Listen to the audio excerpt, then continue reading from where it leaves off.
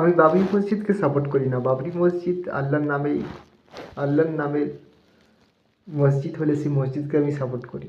মসজিদ আল্লাহর নামে হবে। বাবরি মসজিদ কি? বাবরি কে? Who is Babur? বাবর কে? বাবর শব্দটা এই আল্লাহর ঘরে লেখা উচিত নয়। এক নম্বর কথা ক্লিয়ার হয়ে গেল।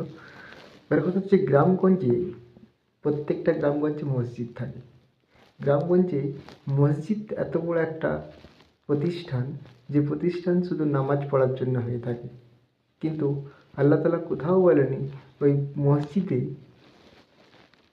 তুমি শুধু নামাজ পড়ো, কিন্তু মসজিদকে কোনো একটি মসজিদে যে ফান্ড হয়, ফান্ড বাড়াতে হবে। ফান্ড বাড়ানো শুধু চেয়ে বাড়ানো নয়, মসজিদের যে ফান্ড তৈরি হয় সেই ফান্ডকে কাজে লাগিয়ে বাড়াতে হবে।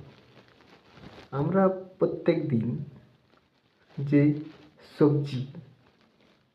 সবজি বাইরে কিনি, সে সবজি আমরা যদি দামকে কন্ট্রোল করার চেষ্টা করি, বাজারে যে দেখা যাবে যে 2 কিলোমিটারের মধ্যে দুটো বাজার আছে, এই বাজারে আলুর দাম 30 টাকা কেজি, ওই বাজারের দাম 25 টাকা কেজি। এই বাজারে মাছের দাম 200 টাকা কেজি, ওই বাজারে মাছের দাম 250 টাকা কেজি। এই বাজারে ঝিঙের দাম 25 টাকা কেজি, ওই বাজারে 30 টাকা কেজি। যদি এলাকায় প্রত্যেকটা এলাকায় একটা করে সবজি মঠ তৈরি করা হয়, পাইকারি দামে কিনে নিয়ে আসবে, প্রত্যেকটা মসজিদ 25 টাকা কেজি বিক্রি করতে শুরু করলে এলাকা ঠিক হয়ে যাবে, বাজার ঠিক হয়ে যাবে, মসজিদে ফান্ড বেড়ে যাবে, দুজন এমপ্লয়ি ঢুকে যাবে। মসজিদে ফান্ডকে কাজে লাগাতে হবে, মসজিদের উপার্জন বাড়াতে হবে।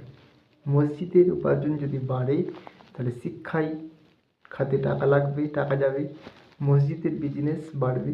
এবং মসজিদের বিজনেস বলতে কি, মসজিদে ফান্ড বাড়ানোর জন্য এবং পরবর্তীকালে দুঃস্থ একদম হতদরিদ্র গরিব যারা জামা কাপড় পরতে পারে না, যাদের বাড়ি ঘর নেই, তাদেরকে সাহায্য করা হবে।